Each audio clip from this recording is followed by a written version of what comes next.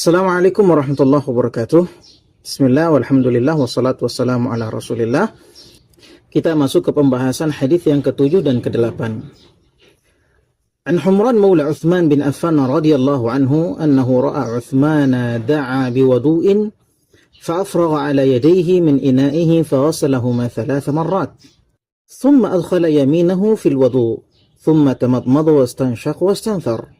ثم غسل وجهه 3 ويديه إلى المرفقين 3 ثم مسح برأسه ثم غسل كلتا رجليه 3 ثم قال رأيت النبي صلى الله عليه وسلم يتوضأ نحو وضوء هذا وقال من توضأ نحو وضوء هذا ثم صلى ركعتين لا يحدث فيهما نفسه غفر له ما تقدم من ذنبه. Dari Humran maula Uthman radhiyallahu anhu bahwasanya Uthman meminta diambilkan air wudu. Kemudian dia menuangkan air dari bejana ke atas kedua telapak tangannya, lalu membasuh keduanya sebanyak 3 kali. Kemudian dia memasukkan tangan kanannya ke air wudu, lalu berkumur-kumur dan beristinsyak serta beristinthar. Kemudian dia membasuh wajahnya sebanyak 3 kali, kemudian dia membasuh kedua tangannya hingga sikunya sebanyak 3 kali, kemudian dia mengusap kepalanya, kemudian dia membasuh kedua kakinya hingga mata kaki sebanyak 3 kali. Kemudian Uthman bin Affan radhiyallahu taala anhu berkata, aku melihat Rasulullah sallallahu alaihi wasallam dulu berwudu seperti wuduku tadi. Lalu Rasul sallallahu alaihi wasallam bersabda, barang siapa yang berwudu seperti wuduku ini, kemudian salat 2 rakaat dalam keadaan tidak terlintas pikiran apapun dalam dirinya, yakni tidak berbicara dengan dirinya, di dalam benaknya, niscaya dosa-dosanya yang telah berlalu akan diampuni. Hadis yang ke-8, an Amr bin Yahya al-Mazini an abihi qala syahidtu Amr bin Abi Hasan sala Abdullah bin Zaid radhiyallahu ta'ala anhu an wudu'in Nabi sallallahu alaihi wasallam fada'a bitawrin min ma'in fatawadda'a lahum wudu'an Nabi sallallahu alaihi wasallam فأكفأ على يديه من التور فغسل يديه 3 ثم أدخل يده في التور فمضمض واستنشق واستنثر 3 ب3 غرفات ثم أدخل يده فغسل وجهه ثم أدخل يده فغسل يديه مرتين إلى المرفقين ثم أدخل يده فمسح رأسه فأقبل بهما وأدبر مرة واحدة ثم غسل رجليه. وفي رواية بدأ بمقدم رأسه حتى ذهب بهما إلى قفاه ثم ردهما حتى رجع إلى المكان الذي بدأ منه. Dari Amr bin Yahya al-Mazini, dari ayahnya, dia berkata, saya melihat Amr bin Abil Hasan bertanya kepada Abdullah bin Zaid bagaimana wudunya Rasul sallallahu alaihi wasallam. Lalu kemudian dia meminta sebejana kecil air. Lalu dia berwudu untuk mereka, yakni memperlihatkan kepada mereka wudunya Nabi sallallahu alaihi wasallam. Lalu dia menuangkan air ke tangannya dari bejana kecil tersebut, lalu mencuci tangannya sebanyak 3 kali. Lalu dia memasukkan tangannya ke dalam taur atau ke dalam bejana kecil tadi. Lalu setelah itu dia berkumur, kemudian istinsyak dan istinthar sebanyak 3 kali dari 3 kali cidukan air. Lalu dia memasukkan kembali tangannya ke dalam air, kemudian dia mencuci wajahnya. Lalu setelah itu dia memasukkan tangannya kembali ke dalam air, kemudian mencuci tangan sampai sikunya sebanyak 2 kali. Lalu setelah itu dia memasukkan kembali tangannya ke dalam air, lalu dia mengusap kepalanya. Kedua tangannya diletakkan di atas kepalanya, kemudian mengusapnya sampai ke belakang dan dari belakang sampai ke depan sebanyak 1 kali. Lalu dia mencuci kedua kakinya. Dalam riwayat yang lain dikatakan bahwa dia memulai dari depan kepalanya hatta dhahaba bihima ila qafa, lalu mengusapkan keduanya sampai ke tengkuknya, lalu mengusap kembali ke depan sampai kembali ke tempat dia mengawali usapan tadi. Wa fi riwayatin atana Rasulullah sallallahu alaihi wasallam fa akhrajna lahu ma'an fi taurin min sufur. Dalam riwayat yang lain, kami mendatangi Rasul sallallahu alaihi wasallam, lalu kami mengeluarkan untuk beliau, membawakan untuk beliau air dalam bejana kecil. Kedua hadis ini adalah ilmu yang diajarkan dengan praktek langsung. Tujuannya agar bisa langsung dicontoh oleh orang yang diajari. Dan ini adalah cara mengajar yang paling baik. Kedua hadis ini adalah yang paling lengkap tentang wudunya Rasul Shallallahu Alaihi Wasallam, terutama dalam jumlahnya, yakni penyebutan angka 3 kali. Meskipun dalam hadis yang lain disebutkan ada 3, ada 2 kali, bahkan ada yang 1 kali. Dan angka 3 yang ada dalam hadis ini adalah jumlah basuhan terbanyak. Tidak boleh lebih dari 3 kali. Maka barang siapa yang lebih dari 3 kali, maka hukumnya makruh meskipun wudunya tetap sah. Akan tetapi menambah lebih dari 3 kali itu tidak diperbolehkan. Misalnya barang siapa yang mencuci wajahnya lebih dari 3 kali, 4 kali misalnya, atau 5 kali, maka ini tidak diperbolehkan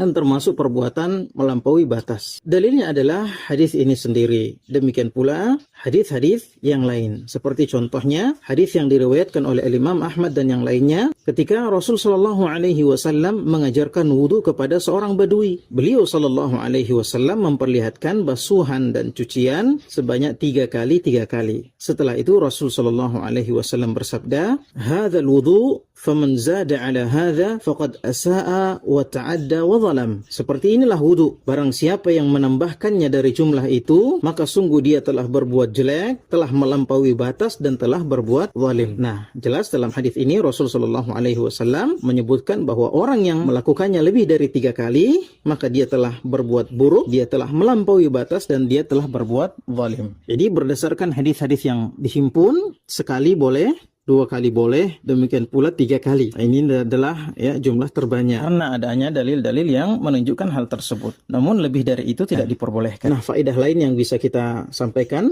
atau bisa kita petik adalah tidak disukainya berlebih-lebihan termasuk dalam taharah.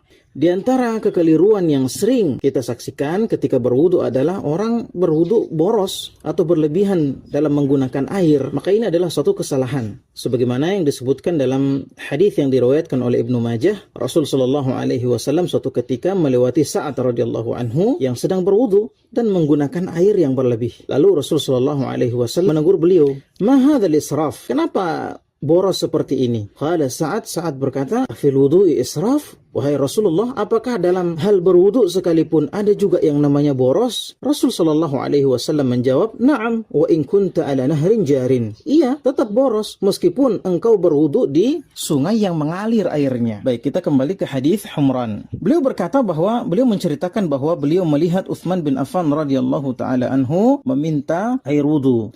Lalu dia menuangkan air ke kedua tangannya dari bejana tersebut. Lalu mencuci tangannya 3 kali. Lalu memasukkan tangan kanannya ke air, lalu berkumur dan beristinsyak, lalu istinthar. Dalam hadis Humran ini tidak disebutkan jumlahnya berapa kali, jumlah kumur, istinsyak dan istintharnya. Akan tetapi kita dapati jumlah tersebut pada hadis ke-8 yang kita bacakan tadi, hadisnya Abdullah bin Zaid yang menunjukkan bahwa hal itu dilakukan sebanyak 3 kali dengan 3 kali cidukan. Istinsyak maksudnya adalah memasukkan air ke dalam hidung, dan dalam keadaan seperti ini disunahkan untuk berlebihan sampai air sampai ke lubang hidung yang paling tinggi. Adapun istinthar yaitu mengeluarkan air yang dimasukkan tadi. Air yang sudah dimasukkan tadi dikeluarkan dan akan ikut kotoran-kotorannya. Dan dari hadis ini nampak bahwa air yang digunakan untuk berkumur adalah air yang sama yang diciduk 1 kali untuk beristinsyak juga. Jadi 1 kali ambil air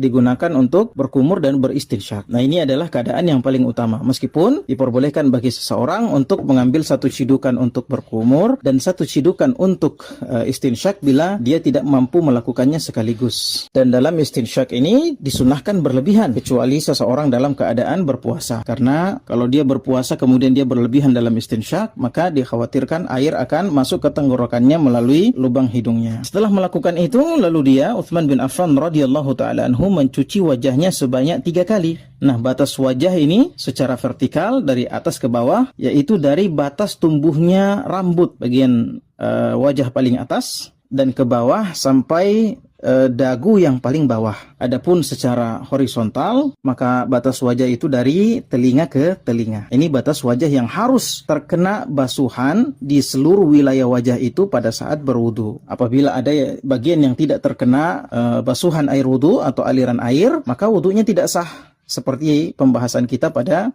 hadis sebelumnya. Wailun lil aqabi minan nar. Celakalah tumit-tumit yang terjilat api neraka. Karena ada bagian dari tumitnya yang tidak terkena basuhan air wudu. Kemudian Humran berkata, lalu dia mengusap kepalanya. Nah, di sini juga tidak disebutkan jumlahnya, namun pada hadis berikutnya juga disebutkan jumlahnya dan caranya. Adapun jumlahnya, maka mengusap kepala ini satu kali saja, sebagaimana disebutkan dalam hadis. Ya, meskipun akan kita dapati juga kalau kita pelajari, akan kita dapati juga hadis yang menyebutkan bahwa mengusap kepala itu 3 kali. Akan tetapi hadis ini syadz sehingga tidak bisa digunakan sebagai hujjah, apalagi dia bertentangan dengan hadis-hadis yang sahih. Lalu kemudian ya setelah membasuh kepala, maka mengusap telinga. Meskipun dalam hadis ini tidak disebutkan mengusap telinga, akan tetapi disebutkan di hadis yang berikutnya, dan telinga ini merupakan bagian dari kepala. Sehingga karena hukum mengusap kepala ini wajib, maka dia juga mengusap telinga juga hukumnya wajib. Lalu mencuci kaki sebanyak 3 kali. Lalu ia berkata, saya melihat Rasulullah sallallahu alaihi wasallam berwudu seperti wuduku ini. Dan beliau berkata, barang siapa yang berwudu seperti wuduku ini, lalu dia salat 2 rakaat dan tidak berbicara dengan dirinya sama sekali, yakni dia tetap khusyuk, tidak sembarang yang dia perbincangkan di dalam benaknya, maka orang yang seperti ini akan diampuni dosanya yang lalu. Di antara faedah juga yang bisa kita ambil dari hadis ini, bahwa barang siapa yang menyempurnakan syarat-syarat, rukun-rukun ibadah dan sunnah-sunnahnya, maka hal itu akan membantunya dalam kesempurnaan ibadah. Contohnya, apabila dia berwudu dengan sempurna seperti sifat-sifat wudu yang disebutkan di atas, maka hal itu akan membantunya untuk khusyuk dalam ibadahnya, untuk sempurna dalam melakukan ibadah salat. Hadis ke-8, hadisnya Abdullah bin Zaid, ketika beliau ditanya tentang wudunya Nabi sallallahu alaihi wasallam, yakni orang-orang datang meminta kepada beliau untuk menceritakan atau memperlihatkan, mengajarkan kepada mereka bagaimana sih cara Rasul sallallahu alaihi wasallam berwudu. Lalu kemudian beliau meminta air 1 taur. Taur itu artinya bejana kecil.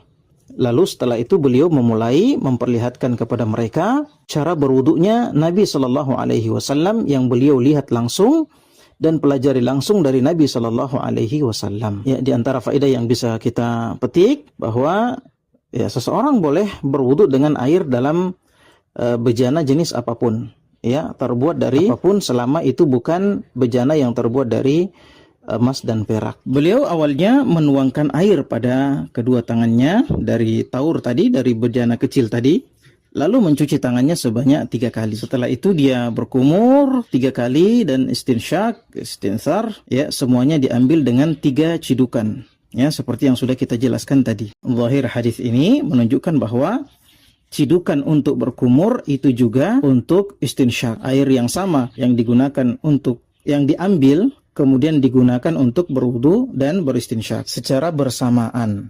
Tentu saja kalau ini mampu, tapi kalau tidak mampu maka boleh 1 cidukan untuk berkumur dan 1 cidukan untuk beristinsyak. Akan tetapi yang lebih utama adalah ya 1 cidukan itu digunakan untuk berkumur dan beristinsyak. Lalu setelah itu dia memasukkan tangannya ke dalam air dan mencuci wajahnya. Setelah itu dia memasukkan tangannya kembali dan mencuci tangannya sampai ke sikunya sebanyak 2 kali. Nah, di sini disebutkan 2 kali padahal jumlah sebelumnya 3 kali. Maka ini menunjukkan bahwa dalam satu wudu jumlah basuhan atau cucian boleh berbeda. Terkadang 2, terkadang 3. Ketika mencuci wajah 1 kali, ketika mencuci tangan sampai siku 3 kali boleh. Yang jelasnya tadi tidak boleh lebih dari 3 kali. Ya, jadi beliau mencuci tangannya sebanyak 2 kali sampai ke siku, dan siku ini termasuk bagian yang dicuci ya. Ya, tidak boleh tidak terkena basuhan. Apabila bagian siku tidak terkena basuhan, maka ini tidak sah wudunya. Lalu beliau kembali memasukkan tangannya ke dalam air, lalu mengusap kepalanya dan memulainya dari depan hingga ke belakang. Lalu membalikkannya dari belakang, diusap kembali ke depan. Lalu beliau mencuci kakinya. Dalam riwayat yang lain, dia memulainya dari kepala bagian depan hingga mengusapnya ke belakang hingga ke tengkuknya. Lalu dia mengusapnya kembali sampai ke tempat dia memulainya. Dia melakukan itu 1 kali saja. Firman Allah, "Wamsahu biru'usikum," dan usaplah kepala-kepala kalian, menunjukkan yang diusap atau yang dibasuh pada wudu adalah seluruh bagian kepala dengan cara seperti yang kita sebutkan dalam hadis tadi, bukan sebagian kepala saja. Oleh karena itu Ibnu Qayyim Al-Jauziyah mengatakan tidak sah wudunya orang yang hanya membasuh sebagian kepalanya saja.